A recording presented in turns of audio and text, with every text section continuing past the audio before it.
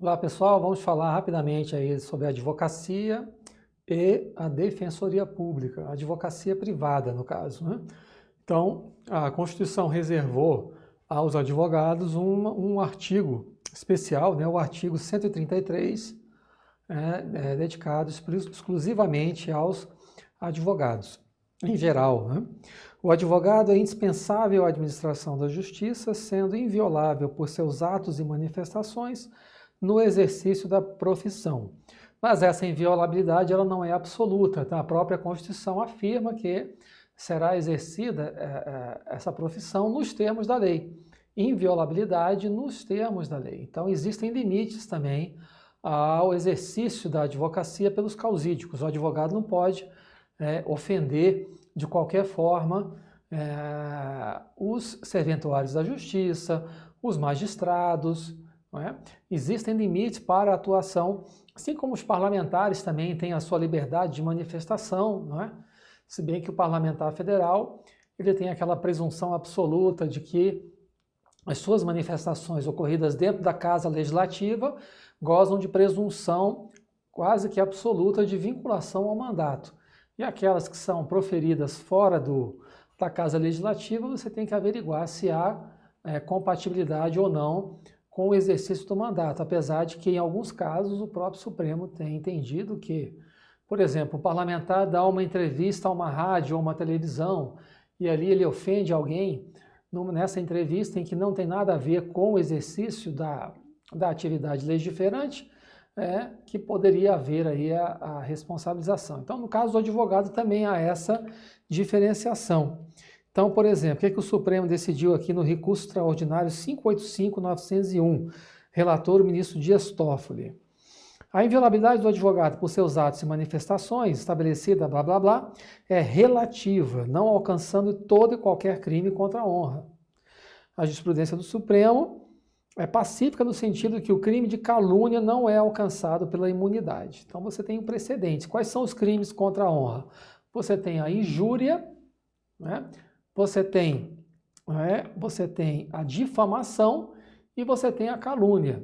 Então, a injúria é quando você atribui, né, você não imputa um fato, mas uma qualidade negativa àquela pessoa, que ofende a dignidade pessoal ou decoro, ofende a honra subjetiva. A difamação é quando você atribui um fato, determinado fato, que aquela pessoa poderia ter cometido. E aí você divulga isso nas redes sociais, divulga isso para os seus amigos, você está difamando a pessoa. E a calúnia é quando você imputa um crime, né, a prática de um ato qualificado como crime. Então, resumindo, você pode chamar o juiz de canalha, você pode chamar o juiz de corno, você pode chamar o juiz de mentiroso, mas você não pode chamar o juiz de ladrão. Então, isso é o que quer dizer. Essa imunidade, ela abrange apenas a injúria e a difamação, mas você não pode imputar falsamente o crime a alguém. O advogado não dispõe dessa imunidade, no caso da calúnia, que é justamente imputar, sabendo o inocente, um crime a uma pessoa, ou ao magistrado, ou a outro advogado, ou ao serventuário de justiça. Tranquilo isso aí? Muito bem. Bom, e falando também da OAB, o Supremo Tribunal Federal fixou a tese de repercussão geral, afirmando que compete à Justiça Federal julgar e processar as ações em que figure a Ordem dos Advogados do Brasil, quer mediante o Conselho Federal, quer mediante os seccionais, que figurem na relação processual. Então, Conselho Federal, os conselhos federais em geral são considerados pessoas jurídicas de direito público, autarquias profissionais, né? O Supremo entende que a OAB é uma autarquia também, mas é uma autarquia sui generis. Então, pela sua especial colocação no panorama constitucional, por exemplo, é a única autarquia profissional legitimada a impetrar ação direta de inconstitucionalidade. Lá, o artigo 103, inciso 8 da Constituição, né? É a OAB que participa do processo de vitaliciamento dos juízes, de aquisição de estabilidade ou de vitaliciamento de membros do Ministério Público, participa dos concursos de provas e títulos de defensores públicos, da Advocacia da União, do Ministério Público. Então, ela tem uma posição privilegiada. Então, suas ações são processadas e julgadas na Justiça Federal, assim decidiu o Supremo Tribunal Federal. Então, tudo mais relativo à ética do advogado, né? As normas da OAB sobre a advocacia, você vai ver isso numa matéria à parte, né? Do ponto de vista constitucional, é isso aí. Então, assim, o súmula vinculante 5, importante a gente lembrar aqui, né? Que a falta de defesa técnica do advogado no processo administrativo disciplinar não ofende a Constituição. Então, você está sofrendo PAD numa instituição pública, o servidor sofreu um processo administrativo disciplinar, não é obrigado a ter um advogado defendê-lo. Mas isso não vale para tudo, essa regra, como tudo, não é absoluta. Se a questão de defesa for uma questão, por demais, complexa, do ponto de vista jurídico, vamos supor, envolva aí uma delação premiada, envolva aí alguma coisa que extrapole a normalidade do conhecimento do servidor médio, aí sim, o juiz pode entender que haveria necessidade de um advogado para defender aquele servidor naquele caso específico. Mas, via de regra, a ratio da súmula vinculante 5 é de que não há necessidade do causídico para a defesa no processo administrativo disciplinar. Ok? Vamos então para a Defensoria Pública, que está prevista lá no artigo 134, né? Com a redação da emenda 80 de 2014.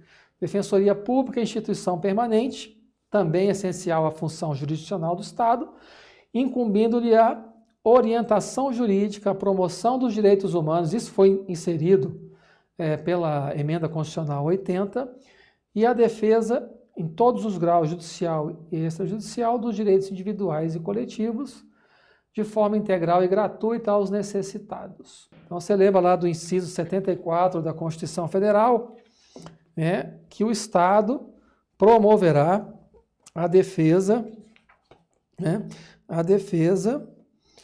prestará assistência jurídica integral e gratuita aos que comprovarem insuficiência de recursos. Isso é feito por intermédio da Defensoria Pública. Então, você tem aí regras no ato das disposições constitucionais transitórias, regras aqui também no artigo 134, que estabelecem como funciona, do ponto de vista constitucional, a Defensoria Pública. Podem advogados terceirizados, contratados, atuarem como defensores públicos? O Supremo já decidiu que não, não é? Então, o que a gente precisa saber? O parágrafo 1º lá do artigo 134 diz que a lei complementar organizará a Defensoria Pública da União e do DF nos territórios e prescreverá normas gerais para a sua organização nos estados. Por quê? Porque a Defensoria Pública do Distrito Federal e dos territórios é mantida pela União. Por isso é que essa lei complementar federal vai reger integralmente a Defensoria do DF e, de forma geral, de normas gerais para as defensorias nos estados. Prescreverá normas de cargo de carreira providos na classe inicial mediante concurso público de provas e títulos. Aqui você tem assegurada a garantia da inamovibilidade, olha aqui, ó. Inamovibilidade. E vedado o exercício da advocacia fora das atribuições institucionais. O defensor público estadual pode exercer a advocacia? Não. Diferente do advogado público estadual, dos procuradores dos estados, que, a depender das regras estabelecidas pelo estado membro, pode ou não exercer a advocacia. No caso da Defensoria Pública, essa vedação é geral. Ok? Aprovação prévia. Defensor público geral, o Supremo entende que há a possibilidade de submeter a sua aprovação à Assembleia Legislativa, uma vez que o defensor público da União também passa por arguição do Senado. Olha lá o artigo 134. Né? O artigo 134 vai estabelecer, vai estabelecer a sabatina do Senado Federal. Lei complementada, imobilidade, são princípios institucionais, aplica-se ao parágrafo 2º Então, olha só, o defensor público da União também passa por arguição de acordo com o parágrafo 1º do artigo 134. Né? E o artigo 6º da Lei Complementar 80 de 1994. Então, estou retirando desse poder de sabatinar os presidentes das sociedades de economia mista e empresas públicas. Estou mantendo as autarquias, as fundações e a defensoria. O que fez o Supremo? Retirou as empresas estatais, os dirigentes das empresas estatais, da necessidade de serem submetidos previamente à sabatina do Senado. E manteve autarquias, fundações autárquicas, que têm a mesma natureza das autarquias, e a Defensoria Pública. Então, o Defensor-Geral Público da União submete-se à sabatina do Senado, apesar de que o artigo 134 não explicita isso, mas a Lei Complementar 80 de 94 prevê, e também os defensores públicos nos estados que se submetem à sabatina da Assembleia Legislativa. E o defensor público do geral do DF submete-se à sabatina do Senado também, porque a Defensoria Pública do DF é mantida pela União. Autonomia financeira. Olha que interessante. O artigo 134, parágrafo 2º, com a redação da emenda 45, a emenda 45 ela atribuiu a autonomia financeira às defensorias públicas e estaduais, administrativa e financeira. Iniciativa da sua proposta orçamentária dentro dos limites da LDO. Isso não era previsto para a Defensoria Pública da União e do DF. O que fez então a emenda 74 de 2013? Aplica-se o disposto no parágrafo 2º às defensorias públicas da União e do Distrito Federal. Então, tanto a Defensoria Pública da União quanto a do Distrito Federal hoje dispõem de autonomia orçamentária, financeira e funcional e administrativa, podendo ter a iniciativa de sua proposta orçamentária dentro dos limites estabelecidos na Lei de Diretrizes Orçamentárias. E subordinação ao disposto no artigo 99, parágrafo 2º. Isso decorre também de uma alteração lá do artigo 21 da Constituição. Do artigo 21 da Constituição. Então, veja que compete à União, inciso 13, organizar e manter o Poder Judiciário, o Ministério Público do Distrito Federal, dos Territórios e a Defensoria Pública dos Territórios. A Defensoria Pública do DF saiu daqui. Então, corrigindo aquilo que eu falei no início, a Defensoria Pública do DF, que era mantida pela União, hoje dispõe de autonomia financeira e orçamentária mantida pelo próprio Distrito Federal. Então, por conta aqui da modificação também desse inciso 13 do artigo 21 da Constituição Federal por essa emenda constitucional 74 de 2013. Muito bem. Princípios institucionais, incluído pela emenda 80 de 2014, a unidade, indivisibilidade, independência funcional, aplicando-se também o que couber, o disposto no artigo 93, que trata do Estatuto da Magistratura, e do inciso 2 do artigo 96, que trata da iniciativa de lei para estabelecer cargos, criar novos órgãos, planos de carreira, toda que faz parte isso da chamada autonomia administrativa. E no ADCT, você já percebeu que o ADCT ele só cresce, né? É o ato das disposições constitucionais transitórias, mas ele só cresce, não diminui nunca.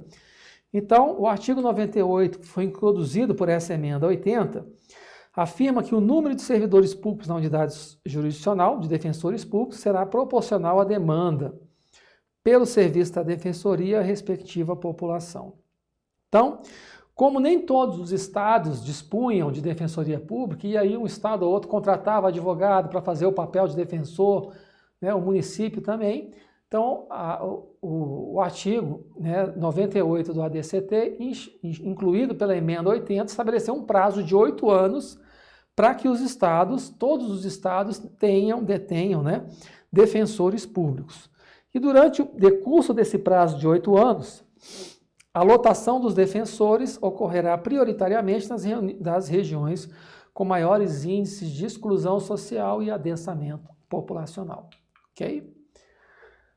Cláusula da reserva do possível. Lembra da cláusula da reserva do financeiramente possível? O Supremo definiu que os estados e a União não podem invocar essa cláusula para legitimar o injusto inadimplemento do dever de instaurar, de instituir devidamente a Defensoria Pública para a defesa dos direitos dos necessitados. Então, lembra que a cláusula do financeiramente possível é aquela que afirma que o Estado deve fazer escolhas trágicas, deve escolher, né, entre A ou B, conforme as disponibilidades financeiras do Estado. Então ele não pode atender a todas as demandas, ele tem recursos limitados. Então o Supremo afirmou que, olha, isso não é desculpa, o Estado deve demonstrar categoricamente que existem outros bens jurídicos, materiais e sociais a serem defendidos para não aplicar recursos na Defensoria Pública. Então, não pode simplesmente o Estado alegar, olha, cláusula financeiramente possível, minha situação fiscal é muito difícil, eu não posso implementar a Defensoria, ele é obrigado a implementar, então, a Defensoria Pública. Isso foi no agravo de instrumento, né, na 598/212, embargos de declaração relatados pelo ministro Celso de Mello, em 2014. Também não há necessidade de intimação pessoal do defensor público, basta a entrega no órgão, né, no local, no endereço correto. Então, a intimação ela é feita no órgão e não na pessoa do defensor, que não há necessidade de intimação, basta que o aviso de recebimento demonstre que aquela notificação ou haja comprovação de que aquela notificação foi feita no endereço correto da defensoria. A falta de intimação pessoal não acarreta a nulidade, né, processual, né, desse ato processual. Também o Supremo decidiu que a Defensoria Pública ela é legítima para a defesa dos interesses transindividuais ou interesse coletivo, individual disponível ou os direitos difusos, né, individuais homogêneos e direitos difusos. Então, foi uma ação direta de inconstitucionalidade impetrada por uma entidade do Ministério Público que afirmava que não, o Ministério Público tem a titularidade exclusiva da ação civil pública para ações coletivas, class action, né, dos americanos. Então, não, o Supremo falou não, vocês não têm a titularidade, a Constituição deu a titularidade exclusiva da ação penal pública. Mas a ação civil pública ela pode ser impetrada também para a defesa dos direitos coletivos, difusos e individuais disponíveis, individuais homogêneos, para a Defensoria Pública. Ela também pode agir nesse sentido. Inclusive também a lei, né, que é o Estatuto da Pessoa com Deficiência, né, também prevê a ação no seu artigo 3º. O Estatuto do Deficiente modificou a Lei 7853, que trata dos direitos das pessoas com deficiência, afirmando categoricamente que as medidas judiciais destinadas à proteção dos interesses coletivos, difusos, individuais, homogêneos e individuais indisponíveis da pessoa com deficiência poderão ser propostos pelo Ministério Público, pela Defensoria Pública, pela União, Estados, Municípios e DF. Ok? E aquilo que eu falei, posso contratar advogado terceirizado para atuar como defensor público? Não. Né? A estruturação da Defensoria Pública é encargo de carreira provido mediante concurso público de provas e títulos e que opera como uma garantia da independência técnica da instituição. O princípio da própria independência funcional, o Supremo afastou essa possibilidade. Vamos então às questõezinhas, né? Consultor Legislativo da Câmara dos Deputados. De acordo com o STF, reveste-se de constitucionalidade lei estadual que equipara o defensor público geral estadual a secretário de Estado-membro. Errado, né? O secretário de Estado-membro é um órgão de confiança, é um agente público, político de confiança do governador, assim como o ministro de Estado.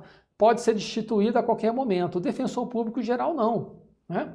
O defensor público, ele é um agente de Estado, mas que ostenta uma categoria própria. Né? Não é um secretário de Estado. O secretário de Estado com equivalência de tratamento só se compreende pelo fato de tais agentes destinatários da referida equiparação não ostentarem a condição jurídica administrativa de secretário de Estado, defensor público geral do Estado. Então, isso não quer dizer que é um cerceamento do direito de livre escolha do governador, do defensor público. Só que né? Esse que o defensor público local, ele é cargo privativo do membro da carreira, né? O defensor público, ele deve ser escolhido dentre os membros de carreira, diferente lá do advogado geral ou do procurador geral. Então, isso não tem nada a ver com o ministro de Estado, com o secretário de Estado, que é de livre nomeação e destituição pelo governador. Então não existe essa equiparação, fica aí essa jurisprudência em forma de questão para você. Prova de auditor federal do TCU 2013. Diferentemente das defensorias públicas estaduais, a Defensoria Pública da União não dispõe de autonomia funcional administrativa, não dispunha até a emenda constitucional 75 de 2013, lembra? Que incluiu o parágrafo 3º no artigo 134. Aplica-se o disposto no parágrafo 2º, o que é que diz o parágrafo 2º? Assegura autonomia funcional administrativa e iniciativa de proposta orçamentária às defensorias públicas estaduais. Aplica-se agora essa autonomia às defensorias públicas da União e do DF, emenda constitucional 74 de 2013. Errada, então, essa questão. Advogado da Prefeitura de Betim, considerando a competência privativa da União, é correto afirmar que compete privativamente à União legislar sobre serviço postal, correto, assistência jurídica e defensoria pública, errado, né?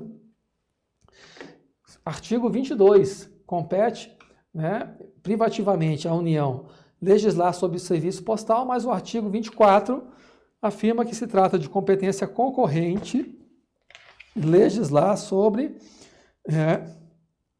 assistência judicial, assistência jurídica e defensoria pública, é o inciso 13, lá do artigo 24. Então aqui lembra que do artigo 23, tudo aquilo que dá vontade de chorar, né? Assistência aos desamparados, aos velhinhos, à natureza, a proteção do patrimônio histórico, patrimônio cultural, a defesa da natureza, a defesa da saúde, das pessoas portadoras de deficiência, das crianças, não é? Fauna e flora, proteger os documentos, tudo que dá vontade de chorar, que está lá no artigo 23, também está no artigo 24.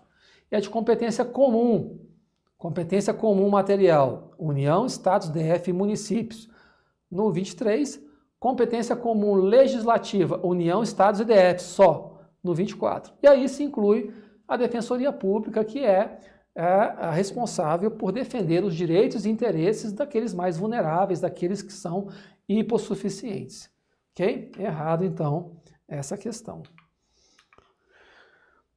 Universidade Federal do Mato Grosso, Várzea Grande, procurador do município de Várzea Grande, Grande Várzea Grande, ao lado ali de Cuiabá.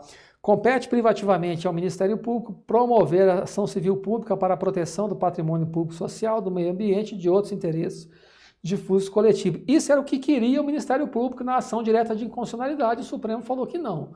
Essa não é uma competência privativa do MP. Errado. Também, procurador de Várzea Grande, é assegurado aos integrantes da carreira da Defensoria Pública a garantia da vitaliciedade e vedado o exercício da advocacia fora das atribuições constitucionais. Não é vitaliciedade, é estabilidade. Ok? Estabilidade.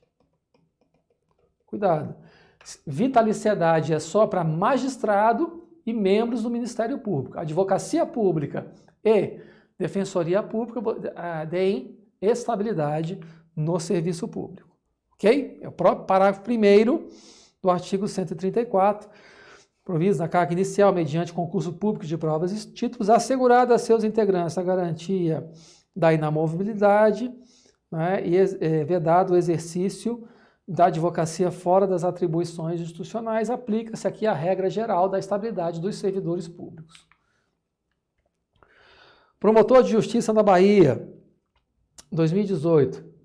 Com relação à Defensoria Pública, é correto dizer, em relação a seus membros, é vedado o exercício da advocacia fora das atribuições institucionais e garantido o direito à inamovibilidade, correto, conforme lá o artigo 134, parágrafo 1º. Compete privativamente ao Ministério Público promover a ação civil pública, a mesma coisa, né, daquela outra questão, né? Não é isso aqui, né? Isso aqui não está correto, errado.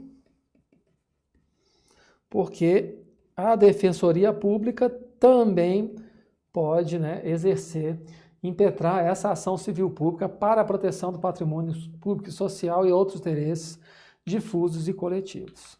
Ok?